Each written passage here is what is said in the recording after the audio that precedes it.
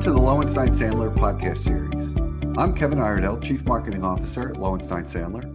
Before we begin, please take a moment to subscribe to our podcast series at lowenstein.com/podcast, or find us on iTunes, Spotify, Pandora, Google Podcasts, and SoundCloud. Now let's take a listen. Hi, everyone. It's Michael Lichtenstein welcoming you to another edition of Don't Take No for an Answer, an insurance recovery podcast.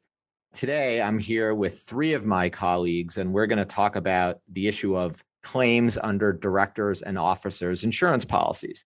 Two of my partners are here, Andrew Reidy and Mark Schamel, and one of our associates, Chris Schafbuch. Did I get it right? Nailed it. Yeah. Nailed it. Awesome. And Chris is here. So these three insurance recovery lawyers are going to take you through this topic, and I'm going to turn the questioning over to my partner, Andrew. So Andrew, welcome. Thank you, Michael. As we know, the D&O policy is triggered by a claim. You need a claim to access the coverage. So the first question, of course, is what is a claim? Chris, what's a claim? Well, Andrew, I'll give you a clue. It tends to be a lot broader than people initially think. Under a standard D&O policy, we often think of claims as covering sort of the fundamental pieces of litigation. In one policy, it might be defined as, quote, a written demand against any insured person for monetary or non-monetary relief. And usually we think of like a civil lawsuit, or in the policy that I was recently reviewing, it had a criminal proceedings section where it specifically referenced an indictment or an information, formal documents like this. But the term claim is often far broader than that and can encompass subpoenas, investigative demands, and other sort of less formal demands for, as the policy said, non-monetary relief. Are there any overlooked areas in the D&O claims arena?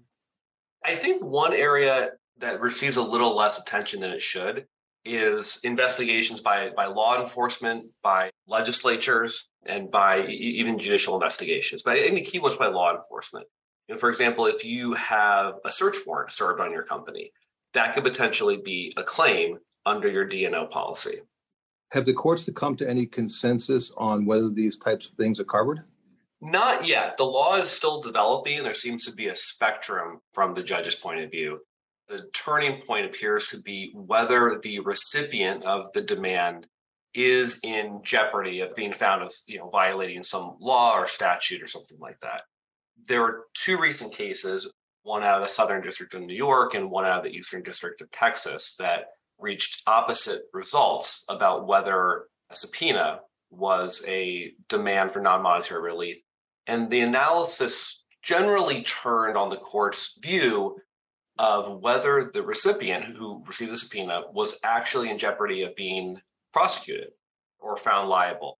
In one case, a subpoena indicated that the recipient was just part of an investigation, that they weren't actually the target. And so in that case, the court ruled that it was not a demand for monetary relief triggering the policy. In the other case, however, there was also a search warrant, and the court found that failure to comply could lead to a criminal prosecution, which got the court to think that this was a claim under the D&O policy.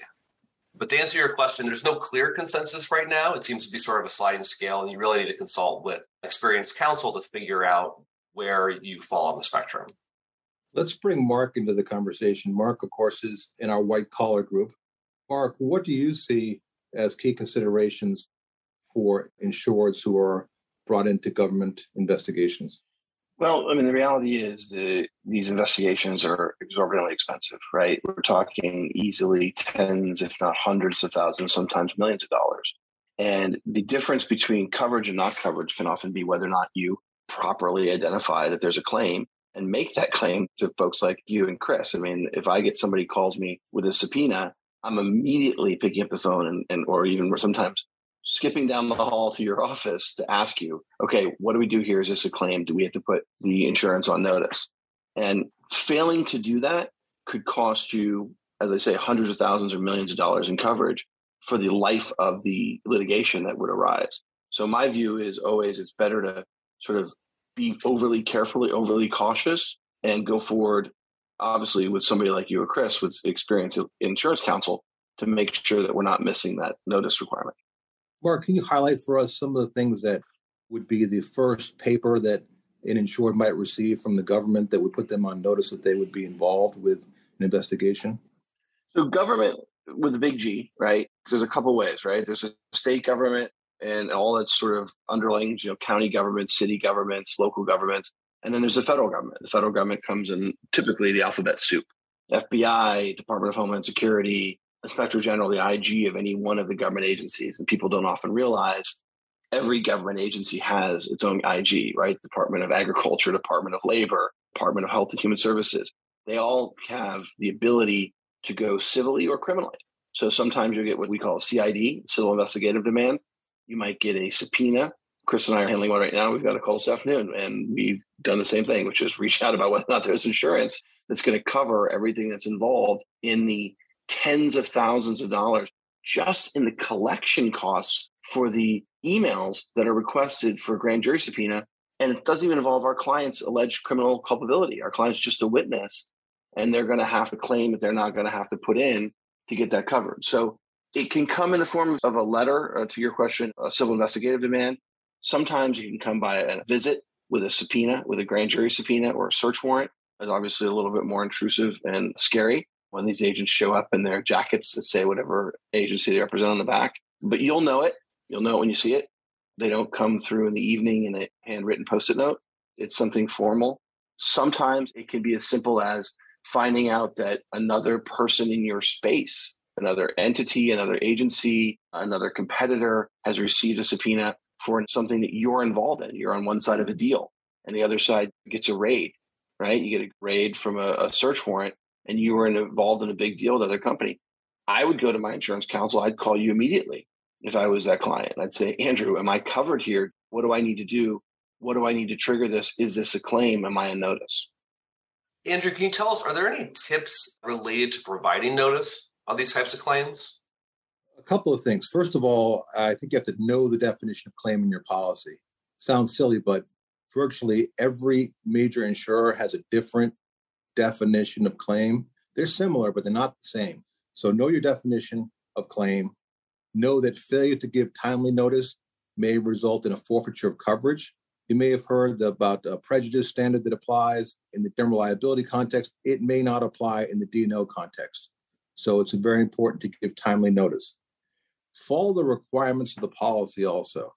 It sounds silly, but there are oftentimes very particular requirements in the policy of where to address the notice to and perhaps what has to be contained in the notice. And of course, one of the big things, and Mark alluded to this about kind of the informal understanding you have when you may get drawn into an investigation, it's really important to give notice of circumstances that may give rise to the claim.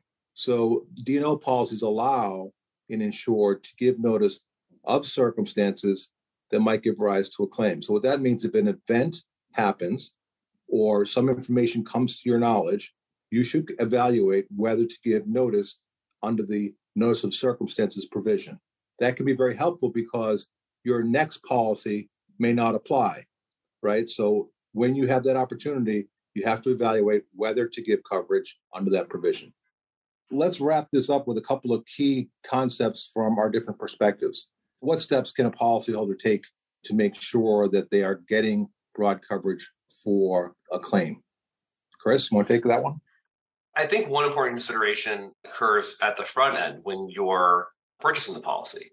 Given what I said at the beginning about how courts are a little unsettled, they're starting to view whether these demands, the CIDs that Mark mentioned, the subpoenas, the congressional inquiry, they're not really certain yet, and they're sort of figuring out where those fall. So it's important, I think, on the front end to have experienced coverage counsel to help clients understand those judicial opinions and then purchase policies that cover what they're concerned about. Mark, what are your thoughts about ways to protect your clients from making sure that they don't make mistakes on accessing their coverage? Well, since I don't have a flux capacitor and the ability for time travel, you want to be overly cautious. And I tell people all the time, it's the old adage that my grandfather taught me, it's better to have it and not need it than need it and not have it. And insurance, right? We all know how much we need it and how important it is and how much we pay for it over the years to make sure that we're covered. the idea that people miss opportunities because they don't know their coverages, they don't know what a claim means. And they're sort of, and again, I'll mix my metaphors a little bit, but a little penny wise and pound foolish, right? Don't pick up the phone and call Andrew Reidy over at Lowenstein to find out exactly what this means and sort of unwrap this for yourself and risk missing hundreds of thousands or millions of dollars in coverage for defense that you may need, right? Bet the company litigation and you're paying for it out of your own pocket. And I think candidly, that's sort of prima facie negligence by, some sort of leadership or folks that are in the position to make those decisions at companies when they don't take those steps. It's just one of those things where I immediately go to somebody with your expertise. I mean, how many times am I bothering you on a weekly basis for a client? Is this covered? Is this a claim? What should we be doing? What do we have to do to make sure that we have funds available to defend when the time comes? Hey, Andrew, we'll give you the last word on the topic. So what's your last big tip for our listeners?